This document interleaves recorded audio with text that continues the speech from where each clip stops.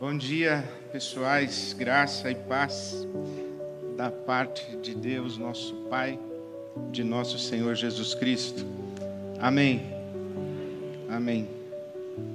Estamos conversando sobre caminhos espirituais para a saúde da alma e fazendo uma leitura pastoral dos Salmos. E hoje eu quero contar para você sobre duas almas. Quero lhes falar sobre duas almas, a história de dois homens e suas almas. O primeiro deles é Salomão. Salomão foi o mais bem-sucedido dos reis de Israel. E também foi abençoado por Deus com sabedoria. E ele nos conta a respeito da sua peregrinação em busca de sentido para a vida, de sentido na vida. Porque acredito, e não estou sozinho nesta convicção, muitos estudiosos, muitas pessoas dedicadas a discernir as enfermidades do nosso tempo, as dores da alma do nosso tempo, dizem que boa parte das nossas doenças tem a ver com a falta de sentido, com o vazio de sentido, com a insignificância ou a inutilidade da existência, da vida, a noção e a percepção de que a conta não fecha, que não há justiça no mundo, que não há benefícios em ser honesto, que nem todo mundo que é desonesto se dá mal, nem todo mundo que é honesto se dá bem. Essa ideia de que coisas ruins acontecem a pessoas boas, que tragédias chegam nas nossas casas, nas nossas vidas, em momentos os mais inesperados, que acontecem coisas nas nossas vidas que são ruins e não tem explicação. A gente acha que Deus tem um propósito e a gente passa anos e anos e anos tentando entender qual é o propósito e esse bendito propósito nunca aparece.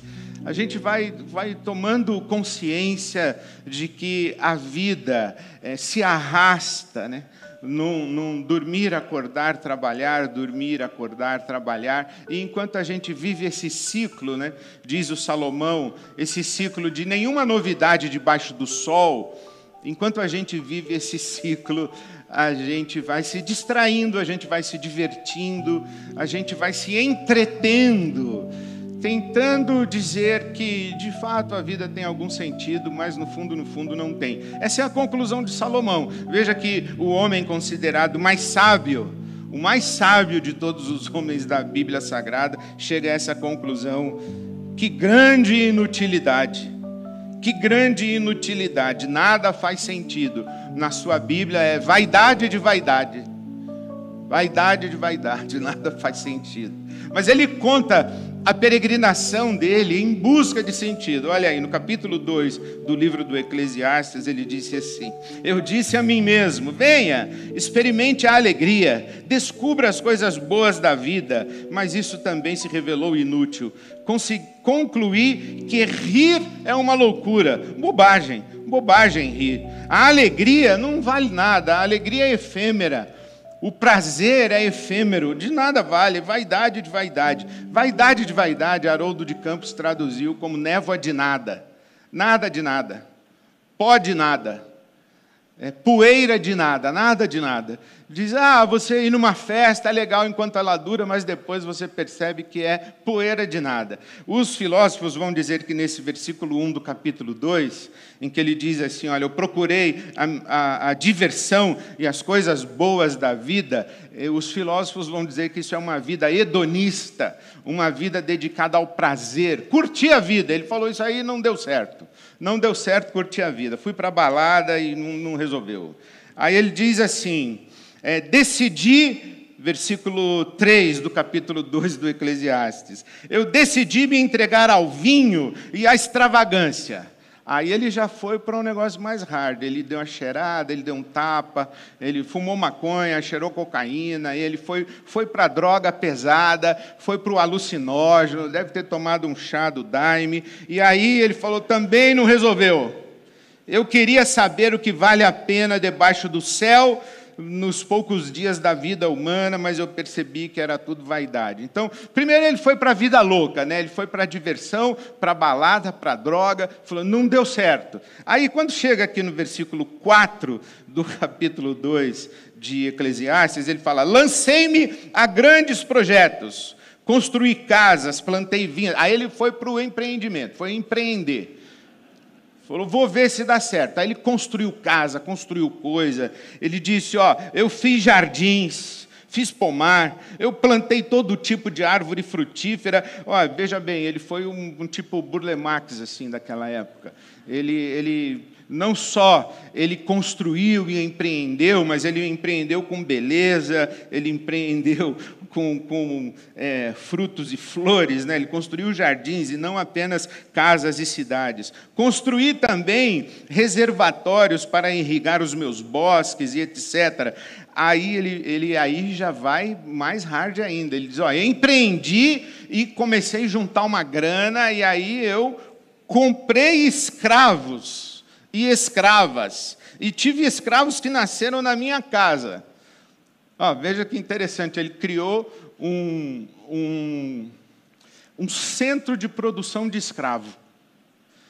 Essa coisa de ter uma escrava parideira, eu tenho posso chamar de amiga, mora nos Estados Unidos, ela disse para mim, aliás, ela disse aqui, quando veio aqui e falou para nós, ela disse, a minha avó era uma escrava parideira. A função da minha avó era parir escravinhos.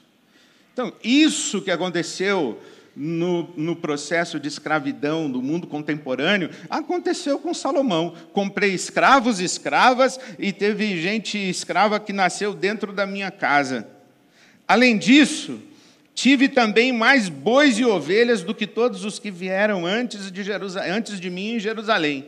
Aí, ajuntei para mim prata e ouro, mandei dólar para offshore, eu apliquei em Bitcoin, eu fiz essas coisas, tesouros dos reis e das províncias que eu conquistei, e aí eu fui. Aí ele tinha tanta grana, tinha escravo, tinha fazenda, tinha esse negócio todo, ele fez a curadoria da Bienal. Ele dizia assim, olha, eu ajuntei para mim prata e ouro, mas eu também me servi de cantores e cantoras.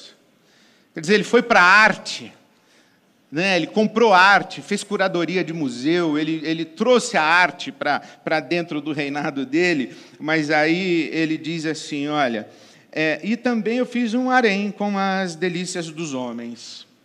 No caso de Salomão, esse harém tinha 700 esposas e 300 concubinas ou 300 amantes. Tinha 700 no oficial e 300 no paralelo.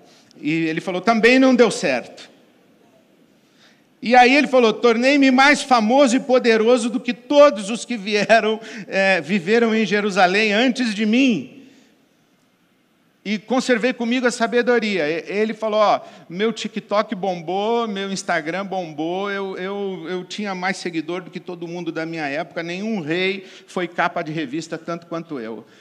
E ele diz, nada disso deu certo, não funcionou comigo.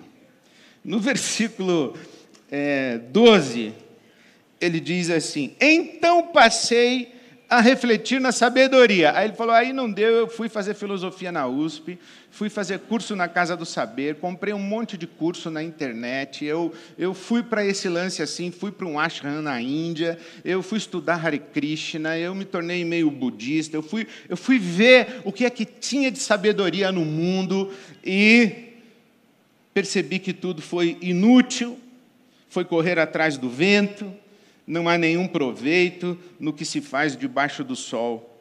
Versículo 17 do capítulo 2. Por isso desprezei a vida. Desprezei a vida. Eu tentei de tudo, corri atrás de tudo, e desprezei a vida. Agora, o assustador aí é o versículo 10 do capítulo 2 do Eclesiastes. Ele diz: na minha busca de sentido, de dar significado à minha existência, à minha vida, versículo 10 do capítulo 2, não me neguei nada que os meus olhos desejaram, não recusei a dar prazer algum ao meu coração. O Salomão está dizendo para nós: eu tive tudo o que quis. Eu experimentei tudo o que eu desejei experimentar. Tudo que eu vi e desejei, eu tive. Eu tive porque ou eu consegui, eu seduzi e consegui, ou eu comprei, ou eu, com o meu exército, com os meus cavalos, eu conquistei na força.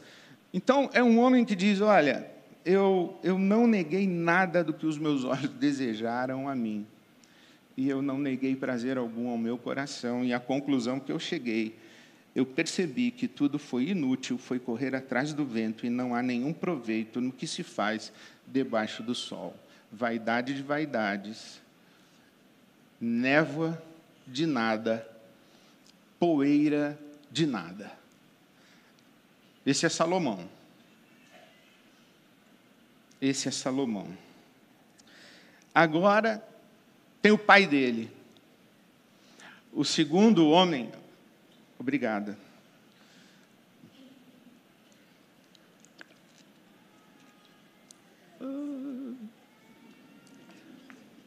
Obrigado. Agora o pai dele. Completamente diferente. Salmo 131. Senhor, o meu coração não é soberbo, e os meus olhos não são arrogantes.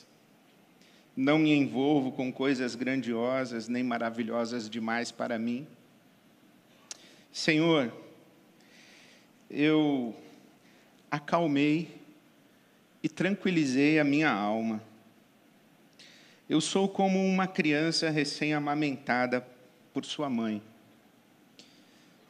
A minha alma é como essa criança. Ponha a sua esperança no Senhor, ó Israel, desde agora e para sempre.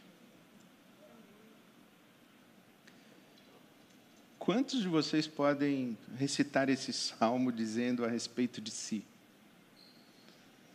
Senhor,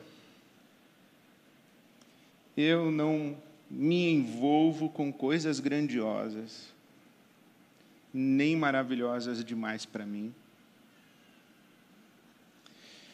Eu não corro atrás de coisas que estão fora do meu alcance. Os meus olhos não são arrogantes e o meu coração não é soberbo. Ele está dizendo o seguinte: o meu ego é pequeno. Eu quase não tenho ego.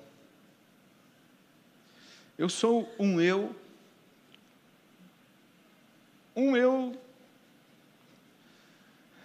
pequeno.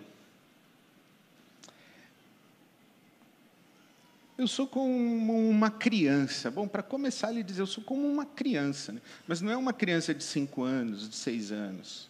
É uma criança que mama no peito. É uma criança recém-nascida. Eu sou uma criança. Uma criança recém-nascida não tem consciência. Não tem consciência de si. Não tem consciência de mundo. Não tem inteligência descritiva da realidade. Uma criança no colo, mamando no peito de sua mãe, ela não tem desejos de alma. Essa criança não foi colocada ainda diante de vitrines. Ela ainda não abriu uma tela de celular. Ela ainda não frequenta o TikTok, ela não sofreu bullying na escola. Ela não se compara com a criança vizinha. Ela é uma criança no colo da mãe, mamando no peito, e mais do que isso, ela é uma criança que acabou de mamar. Ela não está com fome, ela não está chorando, ela não está inquieta, ela não está irritada, ela está largada. Eu lembro dos meus filhos pequeninos assim. Eles mamavam, e eu pegava do colo da Silvia e eu os colocava no meu colo. Até que eles davam aquele arrotinho, sabe, depois de mamar. Ficava batendo nas costinhas assim. E eu me lembro de um dos momentos mais felizes da minha vida de pai. Eu me lembro quando eu me deitava e colocava meus filhos no meu peito. E eles, meio inquietos, assim, se mexendinho ali, até que eu percebia que, num momento, o peso deles estava entregue completamente a mim. Eu sentia que eles... E eles ficavam aqui no meu colo. Davi está dizendo, eu sou essa criança. E aí ele diz, espera em Deus, Israel.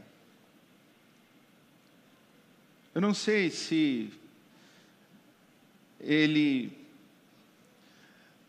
foi observado por Salomão, seu filho. E eu fico imaginando Davi, se existe isso mesmo, né? Na minha fantasia, é só fantasia, viu? Não está na Bíblia, pessoal. É que o autor de Hebreus diz que nós corremos a nossa carreira observados por uma tão grande nuvem de testemunhas. Mas eu fico imaginando o Davi lá do céu olhando para Salomão. Filho, não faz isso. Não vai dar certo isso aí, não. Não, também não vai dar certo. E o Salomão correndo para tudo que é lado, tentando encontrar sentido na vida dele. E eu fico imaginando Davi olhando, talvez até olhando para Deus e falando, não entendeu nada, né? E Deus faz, não, ainda não. Correndo, tentando isso, tentando aquilo, buscando ali, buscando lá. E ele não entendeu algumas coisas. Salomão é um homem frenético, é um homem inquieto, é um homem insatisfeito, é uma alma doente. É uma alma que não para, é uma alma que não relaxa, é uma alma que não... É uma alma ávida, mas insatisfeita, ainda não conseguiu chegar em lugar nenhum. Corre. Não descobriu que o máximo da plenitude é a simplicidade. Não sei se foi, de fato, Coco Chanel quem disse isso, que o máximo da sofisticação é a simplicidade. Mas eu parafrasearia dizendo, o máximo da plenitude é a simplicidade. A gente vive numa sociedade que exige de nós o tempo todo. O Byung-Chul Han vai dizer que nós vivemos na sociedade do cansaço. Mas não é um cansaço do trabalho.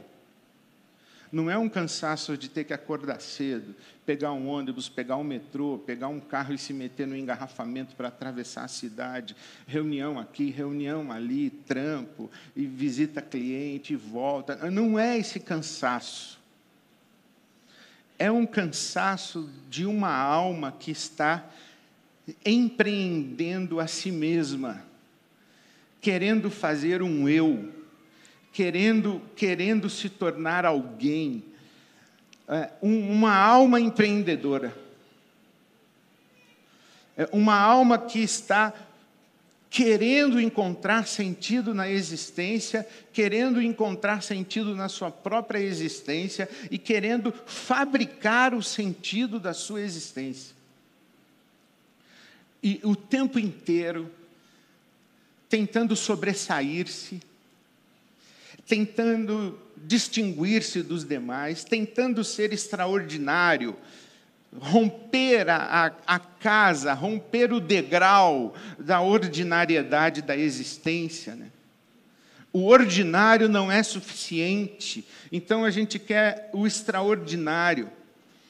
Almas cansadas assim, que ou estão nesse exercício desgastante, cansativo, de tentar fabricar sentido e tentar fabricar sentido para si mesmas, ou já desistiram disso e atravessam as suas rotinas lá com uma expectativa de fundo, de que alguma coisa maravilhosa aconteça. É com uma sensação de que, de repente, ou daqui a pouco, o céu vai se abrir. Talvez em algum momento eu vou ser visitado pelo inusitado, em algum momento eu vou conhecer alguém, em algum momento eu vou receber um telefonema, em algum momento a minha vida vai virar, porque não pode ser só isso. O David Thoreau diz que a maioria das pessoas vive um silencioso desespero. É um terminar o dia com aquela sensação, não pode ser só isso. E tem gente que diz assim, não pode ser só isso, e tenta fabricar um mais do que só isso, e se esgota. É a sociedade do cansaço. E tem gente que já tentou e desistiu, mas lá no fundo tem uma esperancinha de tornar-se extraordinário, ou que experimente o extraordinário, ou que viva uma possibilidade extraordinária. Gente que não entendeu que o máximo da plenitude é a simplicidade. Lá em casa nós temos uma brincadeira muito interessante, mas é muito significativa, que quando fomos para os Estados Unidos, uma das primeiras vezes que fomos para os Estados Unidos, eu e a Silvia, chamamos os meninos na sala e dissemos, o que vocês querem que a gente traga para vocês? Tipo, nós vamos para a América, né? O que vocês querem que a gente traga? Tem um jogo, tem um presente, tem um brinquedo, tem alguma coisa que só tem lá na terra do tio Sam para a gente trazer para vocês?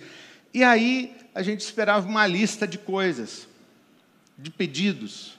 Mas o Vitor disse assim, não tem nada que eu quero. E isso se tornou para nós não apenas uma brincadeira em casa, mas se tornou para nós um sonho de consumo. Chegar num momento da vida e num estado de ser em que a gente diga, não tem nada que eu quero. Não é acomodação, não é resignação, não é desistência da beleza, da grandeza da vida. É não tem nada que eu quero. É mais ou menos isso. É essa criança que acabou de mamar e relaxou no colo da mamãe. Você falar para essa criança, o que você quer? Ela vai dizer para você, não tem nada que eu quero, eu já tenho tudo que eu queria. Ontem encontrei aqui, tivemos o congresso do Conversas Pastorais, sexta e sábado, foi maravilhoso. E aí os nossos amigos de Belo Horizonte estavam aqui, e eles lembraram que quando eu estive em Belo Horizonte, eu comi um pão de queijo muito ruim. E eu falei, não é possível que eu estou aqui em BH e vocês vão me servir esse pão de queijo aqui. Lá em São Paulo tem melhor. E eles ficaram mordidos, eles falaram, nós vamos trazer um pão de queijo para o senhor. Foram lá não sei aonde, pegaram o melhor pão de queijo de BH, com um requeijão e goiabada, quentinho. Salivou agora, então? Trouxeram para mim, só que quando eles chegaram, eu tinha acabado de tomar um café da manhã no hotel, eles trouxeram, eu falei, agora não dá. E eu estou com água na boca daquele pão de queijo até agora, porque não dava para eu comer aquele pão de queijo. Era a hora de eu dizer para eles, olha, agora não há nada que eu quero. Eu estou satisfeito. E eu me lembro dessa história de Alexandre o Grande, que à porta de uma das cidades em que ele conquistou, ele, do alto do seu cavalo, parou à frente de um homem que morava dentro de um barril. E esse homem que morava dentro de um barril dá origem à escola filosófica dos cínicos. A gente fala de cínico hoje, quer dizer uma coisa, mas filosoficamente os cínicos eram as pessoas que chegavam a esse lugar em que eles descobriam que não havia nada que se pudesse pegar para trazer sentido na vida, e eles radicalizavam tanto essa experiência que eles viviam a vida mais simples. E esse homem morava dentro de um barril. E Alexandre o Grande teria parado ali, e aquele homem, e ele perguntou para o homem: o que você quer que eu te faça? E o homem disse: o senhor só chega para cá um pouquinho, que o senhor está na frente do meu sol. Não há nada que você tenha para me dar que eu quero. Porque aquilo que eu quero mesmo não é você que pode me dar. Aliás, ninguém pode me dar aquilo que eu quero mesmo. O Davi descobriu isso. O Davi descobriu que a sua alma frenética não encontraria satisfação e plenitude nesse exercício de sair buscando do lado de fora alguma coisa para preencher o seu vazio. E ele diz: eu fiz calar e sossegar a minha alma, e eu cheguei num ponto em que não há nada que eu quero, e não há nada que alguém possa me dar para preencher o meu coração, curar essa doença da minha alma, que venha de fora. Aí eu pergunto a você: o que você precisa para ficar satisfeito e satisfeita? O que você quer?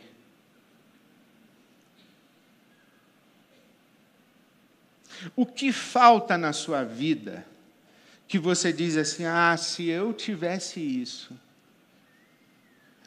eu estaria feliz? A segunda pergunta que eu te faço é: o quanto disso aí você precisa?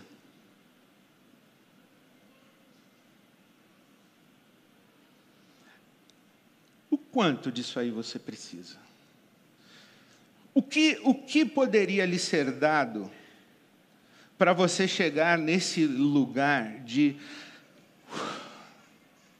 descansar num colo, e descansar de um jeito que qualquer pessoa que chegasse para você com qualquer coisa para te oferecer, você dissesse: eu já estou pleno, já estou plena, não há nada que eu quero, eu já tenho, eu já descansei. E olha, o máximo da plenitude é a simplicidade. O máximo da plenitude é a simplicidade. E o segredo para a gente chegar lá é fazer isso que o Davi fez. Eu fiz calar e sossegar a minha alma.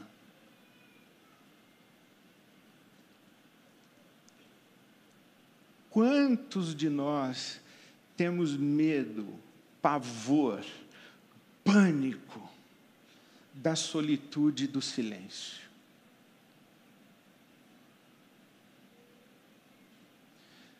Eu me lembro quando eu fui em Fortaleza e fiquei hospedado num apartamento de cobertura, de frente para o mar, numa suíte maravilhosa, com tudo que tinha direito, além dos meus livros que eu tinha levado daqui.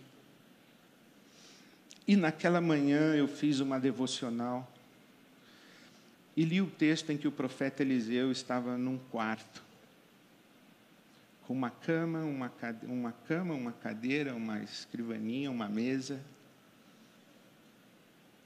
e só. E eu lembro que quando eu li isso, eu pensei comigo: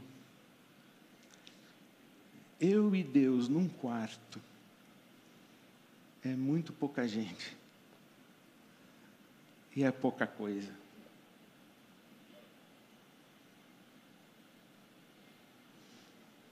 Davi, no Salmo 16, diz: não tenho bem algum além de ti. Sabe que eu fiz calar e sossegar a minha alma. Eu fui para o lugar do silêncio. É como se ele dissesse: eu fui para um lugar que fica acima desse frenesi, dessa correria, desse engarrafamento da 23 de maio e desse trem lotado, desse horário corrido e espremido de almoço. Eu fui para cima disso. Será que você consegue, no meio de uma confusão, de uma reunião tensa, de um bate-boca dentro de casa, de um engarrafamento, você fechar os olhos e ir para esse lugar? Entrar no Shabat? Entrar no quarto secreto? Fechar a sua porta? E num piscar de olhos você chegar num lugar onde Deus te vê e te recompensa? Você consegue? Consegue calar e aquietar e sossegar a sua alma? Sem fone de ouvido? Consegue? E aí vem o Davi e diz: o máximo da plenitude é a simplicidade. O lugar onde se encontra essa satisfação, esse descansar e dizer nada que eu quero, é nesse lugar da quietude, do silêncio, onde eu me encontro com Deus e Ele me recompensa. E por recompensa, eu queria terminar dizendo que o coro vai subir, é isso? Ou não? Então pode subir. Eu já vou terminar. Então, enquanto o coro sobe, presta atenção em mim que eu vou acabando. Almas adoecidas, inquietas, insatisfeitas, ansiosas, amedrontadas, ressentidas, injustiçadas, magoadas, vingativas, almas invejosas, almas dominadas pela cobiça, pela luxúria, almas desejantes, almas mal resolvidas. Almas mal resolvidas. Aí vem o Davi e diz: o máximo da plenitude é a simplicidade. É chegar nesse lugar do nada que eu quero e relaxar. Quando a sua alma estiver frenética, você fazer calar e sossegar a sua alma, repousar assim no colo de Deus e não porque você já tem tudo necessariamente, mas porque você sabe que se você tivesse o tudo que você não tem e que você acha que se você tivesse resolveria, você já descobriu que não é o fato de você não ter tudo que faz você não se sentir pleno.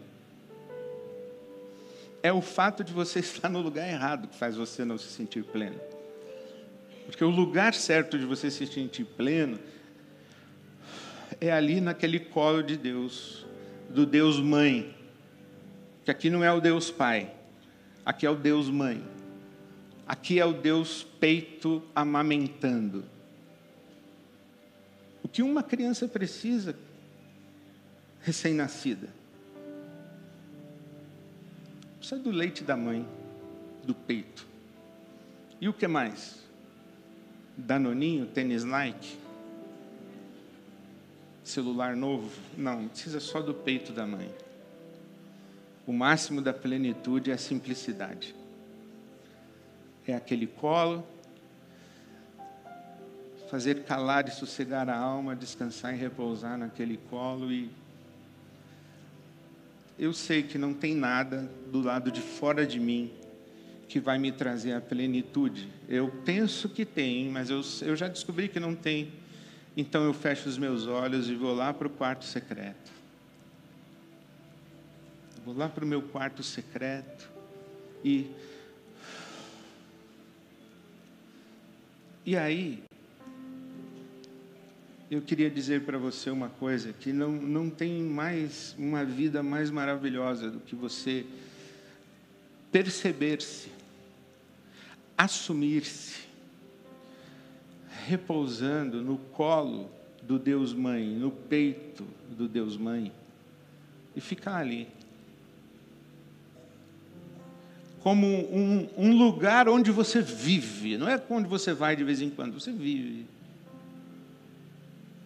E de vez em quando, você experimenta coisas na sua vida que são surpresas da mamãe do céu. Que quando você experimenta, você fala assim, só pode ter sido Deus. Esse telefonema só pode ter sido Deus. Encontrar essa pessoa justo hoje só pode ter sido Deus. Essa resposta só pode ter sido Deus. Isso que me chegou só pode ter sido Deus. Essa experiência só pode ter sido Deus. Ontem eu saí daqui do congresso e fui dormir. Quando eu cheguei em casa, eu fui dormir às 9h da noite. Desabei, dormi. Eu dormi, mas a minha alma estava muito frenética. Eu dormi de cansado, de esgotado. Acordei, falei, deve estar amanhecendo. Olhei no relógio, era 00:15. Aí eu levantei, fui para a sala, li esse salmo, acendi o abajur da minha sala, sentei na poltrona e disse, Senhor, eu fiz calar e sossegar a minha alma, e eu sou como essa criança recém-amamentada, e eu tenho mais uma noite que eu não sei como eu vou atravessar, porque eu já acordei, e é só 00:00. E eu sabia qual era o meu motivo de acordar à 00:00. Mas eu fechei os meus olhos e tentei ir para esse lugar secreto. Aí tomei uma decisão e fui dormir. E eu tenho certeza que essa decisão só pode ter sido Deus. E estou aqui hoje compartilhando com vocês o Salmo 131.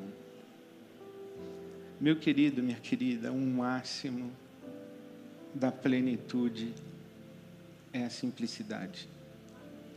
Meu coração não é soberbo, meus olhos não são altivos, eu não procuro coisas grandiosas e maravilhosas. Eu fiz calar e sossegar a minha alma no colo do Deus que me amamenta. E eu sou como essa criança, no colo do Deus Mãe.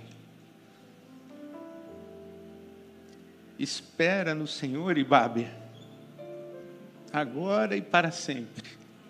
Espera no Senhor. Espera no Senhor.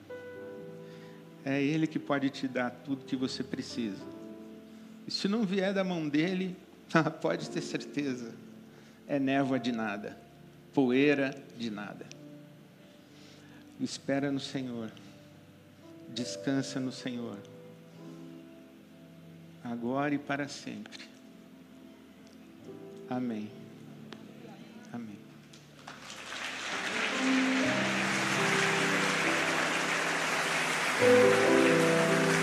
Em teus braços